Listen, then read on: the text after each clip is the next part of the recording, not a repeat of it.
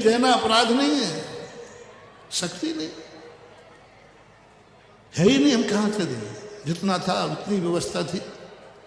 लेकिन ये कह दिया कब तक दूं, कितना दूं, क्यों दूं, किस लिए दूं, आखिर कभी विराम करोगे कि नहीं? जब देखो जब मेरे पीछे आ जाते। एक सज्जन थे, बोले महाराज जी मैं दान नहीं बोलता। बोले क्यों? लोग फिर बाद में परेशान करते हैं, उसके यहाँ चलो, उसके यहाँ चलो। अरे मैंने की बड़ भागी, मेरा एक शगुन है, मेरे शगुन थोड़े उल्टे सीधे होते हैं लेकिन फिक्स होते, ध्यान रखना। आपको भी दे रहा हूं, यदि कभी कमेटी वालों को दान चाहिए है, कमेटी वालों ने मन बनाया कि चलो अपन दान के लिए चलते हैं, किसी ने कहा अपन उसके यहाँ चलते हैं, और कमेटी के व्यक्ति ने कहा क्या करोगे भैया वहाँ जाके, कुछ नहीं मिलने वाला, वो 4 वर्ष सुनाएगा और कहे चले आते हो मुंह उठा के,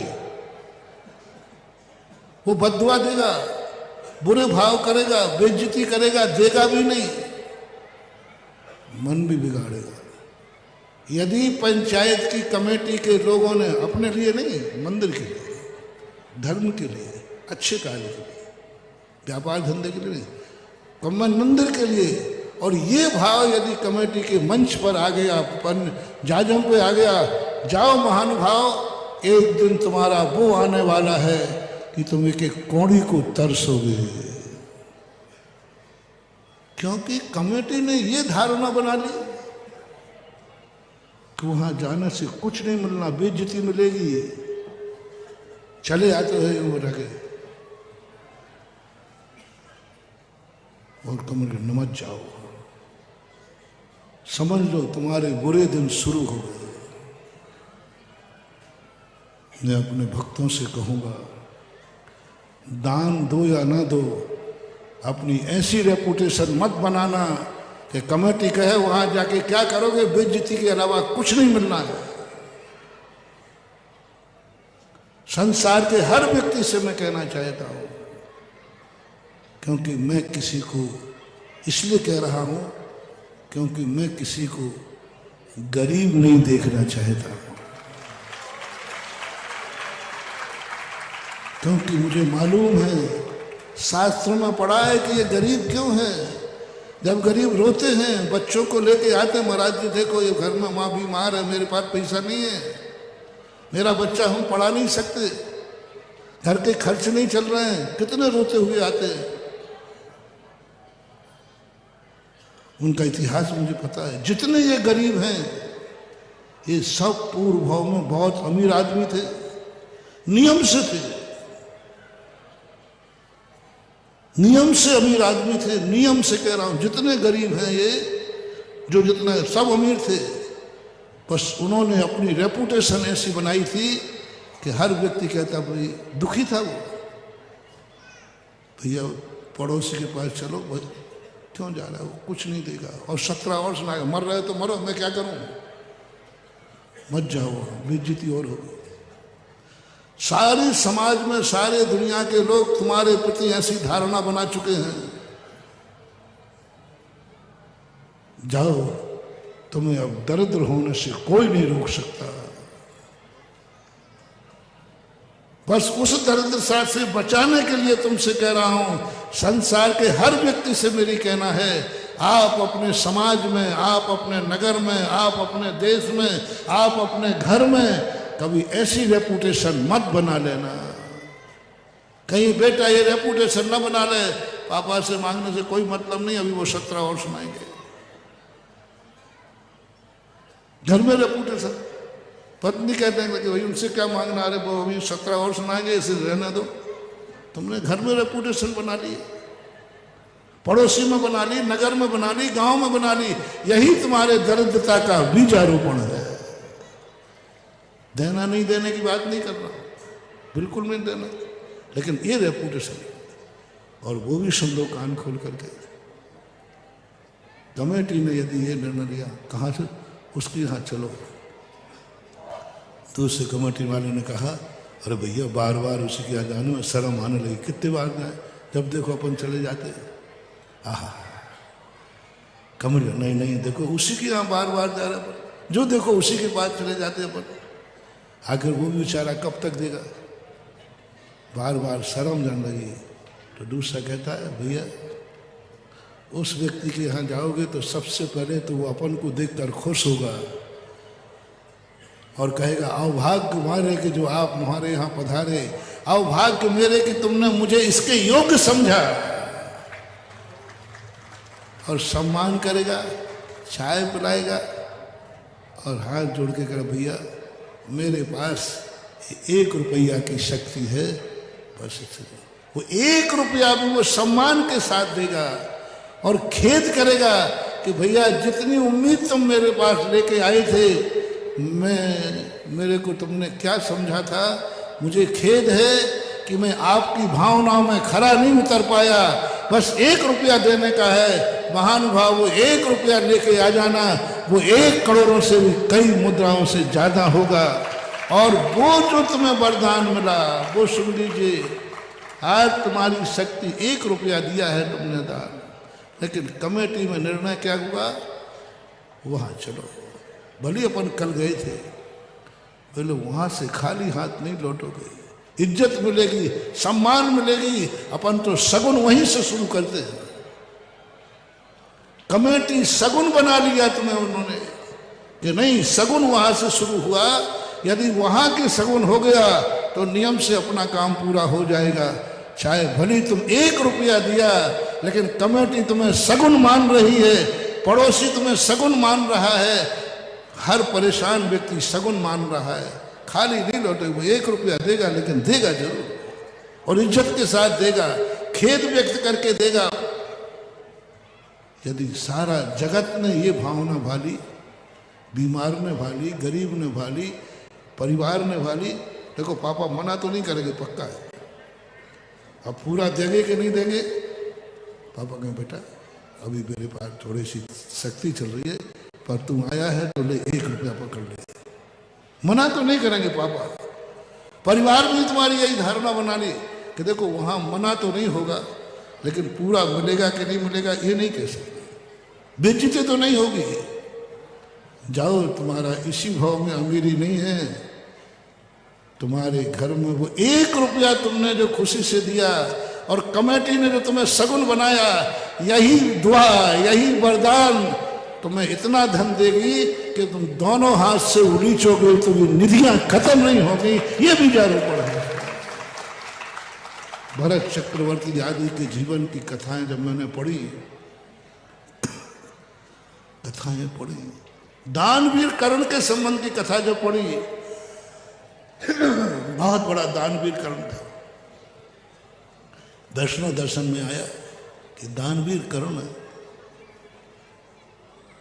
इंद्र ने जाकर के परीक्षा की, बोले किमिक्षक वरदान के लिए प्रसिद्ध था, उसने कहा मुझे कोई दो। अब वृद्ध बन के चला गया।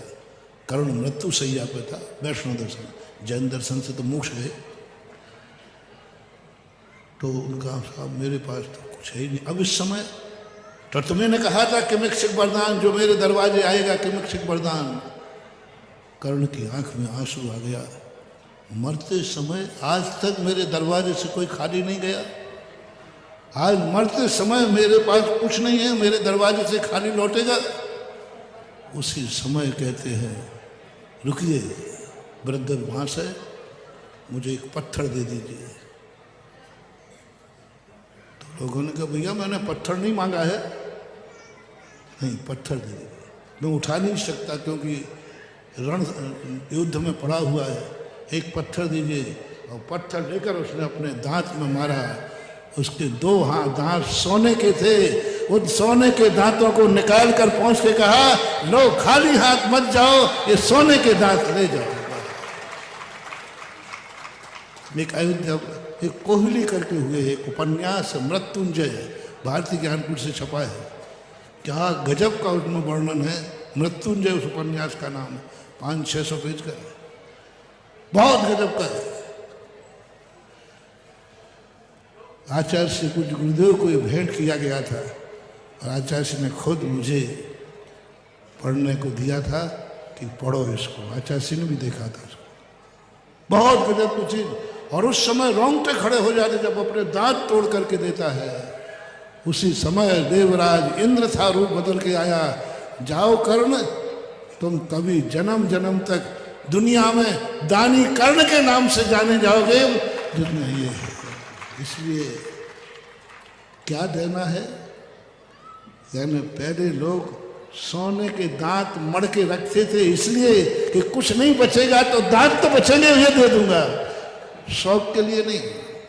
उनका शौक भी आज उनको बचाने में कारण बन गया। अपनी रेपुटेशन बनाओ, तुम्हारी जिंदगी सगुन बन जाए, चाहे वो 1 रुपया हो, बस सम्मान के साथ देना, खेद व्यक्त करके देना कि जो भावना लेके आए मैं पूरी नहीं कर पा रहा हूं, लेकिन खाली नहीं जाने दूंगा। जाओ, तुम्हें कोई नहीं रोक सकता चक्रवर्ती बनने से, कोई नहीं रोक सकता अक्षय निधि भरने से।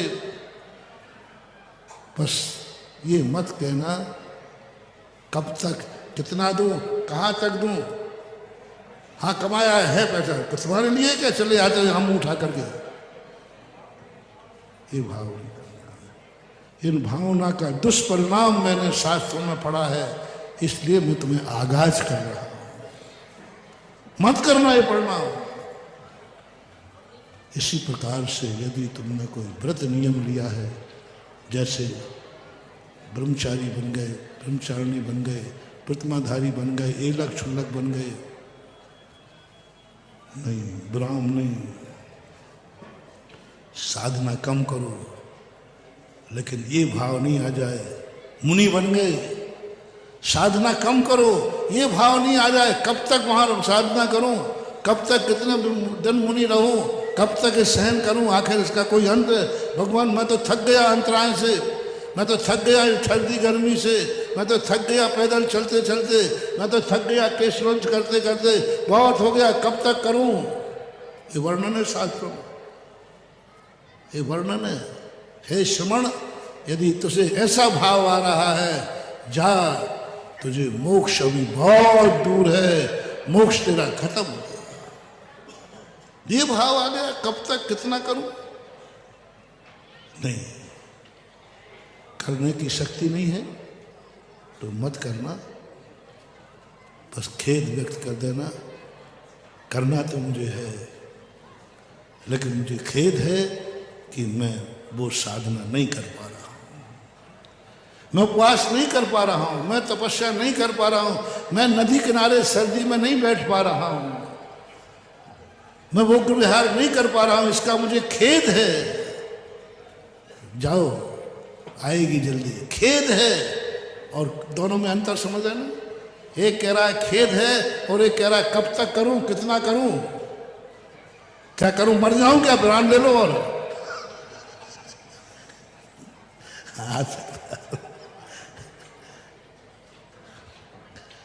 अब ऐसी ठंड में कोई महाराज जी आज रात में नदी किनारे, हाँ हाँ प्राण ले लो, मरने के राजे मुनि बने हैं तुम्हारे, चिड़चिड़ा पड़ेगा।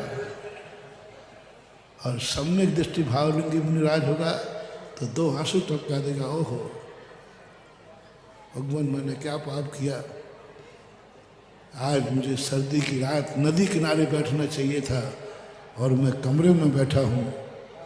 बस भली वो कमरे में ही है, वो भी कमरे में है, लेकिन उसके अंदर ऐसी शक्ति आ जाएगी फिर कभी भी सर्दी गर्मी में उसको कोई प्रभाव नहीं पड़ने वाला, वज्र की शक्ति हो जाएगी, क्योंकि उसने खेद लिया।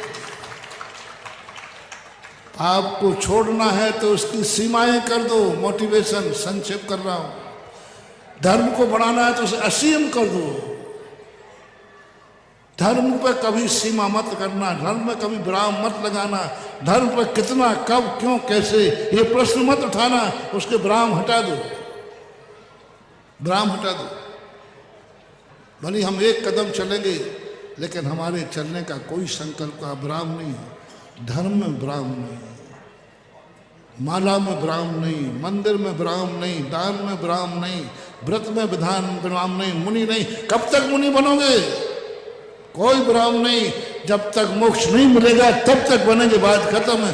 विराम है ही नहीं। पाया न मोक्ष पद। आप लोग गिनती में पढ़ते हैं, हे भगवान सेऊ तेरे चरण जोनो, ऐसा कुछ आता है। पाया न मुक्ति पद नो, बस ये है मजेदार चीज। कब तक तेरे चरणों की पूजा करूं? कोई भगवान सीमा नहीं है। जब तक मैं तेरे जैसा नहीं बन जाऊंगा तब तक तेरे चरणों की सेवा होती रहेगी। असीम कर दो, कोई सीमा नहीं। धर्म के किसी भी कार्य की कोई सीमा नहीं बांधना। कर कितना पाएंगे उसकी मैंने कुछ नहीं कहा, हमारी जितनी शक्ति है, लेकिन सीमा मत मानना, बस मत कहना।